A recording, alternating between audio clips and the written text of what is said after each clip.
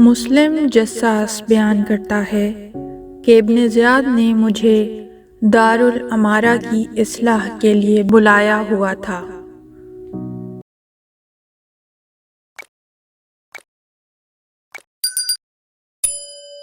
اور میں اپنے کام میں مشغول تھا کہ اچانک کوفے کے اطراف سے شور و غل کی آوازیں آنے لگیں۔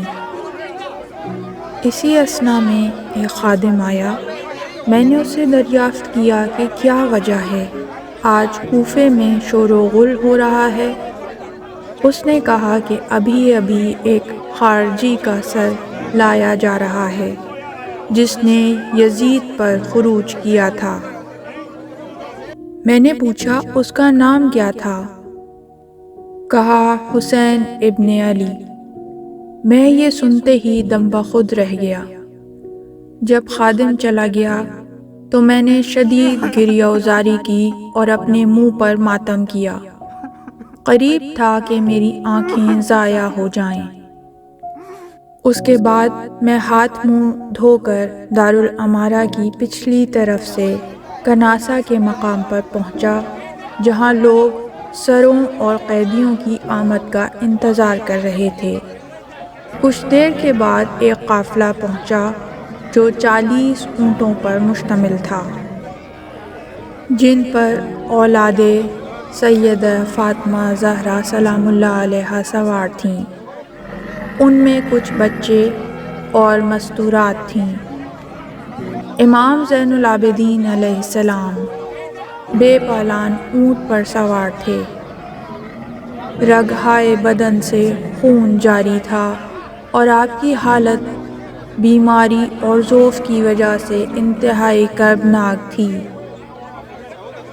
آل محمد کی خستہ تنی دیکھ کر اہل کوفہ صدقے کی کھجوریں اور روٹیوں کے ٹکڑے بچوں کی طرف پھینکتے تھے۔ جناب ام کلثوم نے فرمایا، یا اہل کوفہ ان الصدقہ علینا حرام، اہل کوفہ صدقہ ہم پر حرام ہے۔ یہ کہہ کر کھجوریں وغیرہ بچوں کے ہاتھوں سے لے کر نیچے پھینک دیتی تھیں۔ لوگ خاندان نبوت کی یہ حالت زار دیکھ کر دہاڑیں مار مار کر رو رہے تھے۔ حضرت ام کلثوم نے فرمایا، اے اہل کوفہ خاموش ہو جاؤ، تمہارے مرد ہمیں قتل کرتے ہیں اور تمہاری عورتیں ہم پر روتی ہیں۔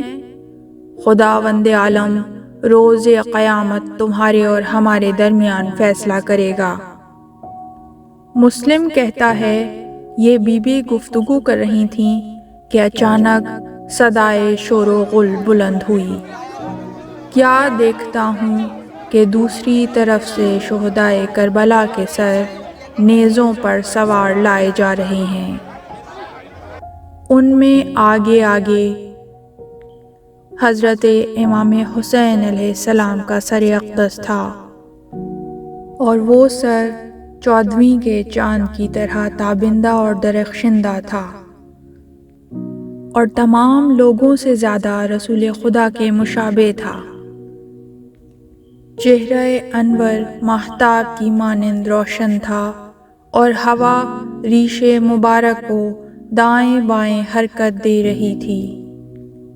جب سیدہ زینب سلام اللہ علیہا کی اپنے بھائی کے سر مبارک پر اس حالت میں نظر پڑی تو اس منظر سے بے تاب ہو کر فرط غم و الم سے چوبے پالان پر اس زور سے سر مارا کہ خون جاری ہو گیا۔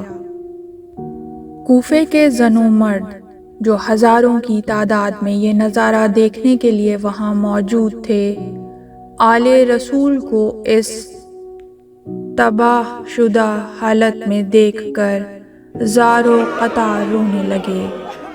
امام زین العابدین نے ارشاد فرمایا، اے کوفے والوں، یہ تو بتاؤ ہمیں قتل کس نے کیا ہے؟ اسی اثنا میں ایک کوفی عورت نے بالائے بام جھانک کر دیکھا اور دریافت کیا کہ تم کس قوم و قبیلے کے قیدی ہو؟ بیویوں نے فرمایا نحن آثاری آل محمد، ہم خاندان نبوت کے اسیر ہیں۔ یہ سن کر وہ نیک بخت عورت نیچے اتری اور کچھ برقعے اور چادریں اکٹھی کر کے ان کی خدمت میں پیش کیں، جن سے خاندان عصمت کی خواتین نے اپنے سروں کو ڈھانپ لیا۔ اس وقت عقیلہ بنی ہاشم نے خطبہ ارشاد فرمایا، لوگوں کے گریہ و بکا اور شور و غل کی وجہ سے کان پڑی آواز سنائی نہیں دیتی تھی، لیکن راویوں کا بیان ہے کہ جوں ہی شیر خدا کی بیٹی نے لوگوں کو ارشاد کیا کہ انستو، خاموش ہو جاؤ، تو کیفیت یہ تھی کہ آتے ہوئے سانس رک گئے اور جر سے کارواں کی آوازیں خاموش ہو گئیں۔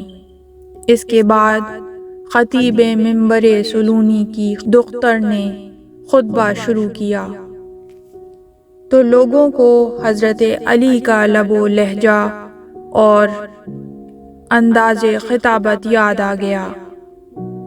راوی کہتا ہے کہ خدا کی قسم میں نے کبھی کسی خاتون کو دختر علی سے زیادہ پرزور تقریر کرتے ہوئے نہیں دیکھا۔ بی بی کے لب و لہجے اور انداز خطابت سے یہ معلوم ہوتا تھا کہ گویا جناب امیر المومنین کی زبان سے بول رہی ہیں یا حضرت امیر آپ کی زبان سے بول رہے ہیں۔ اس طرح کی مزید تحقیقی، علمی اور تاریخی ویڈیوز دیکھنے کے لیے چینل کو سبسکرائب کیجیے اور بیل آئیکن پہ کلک کیجیے۔ ویڈیو کو لائک کریں اور کامنٹس کے ذریعے بتائیے کہ آپ کو ویڈیو کیسی لگی۔ اگلی ویڈیو تک کے لیے خدا نگہدار۔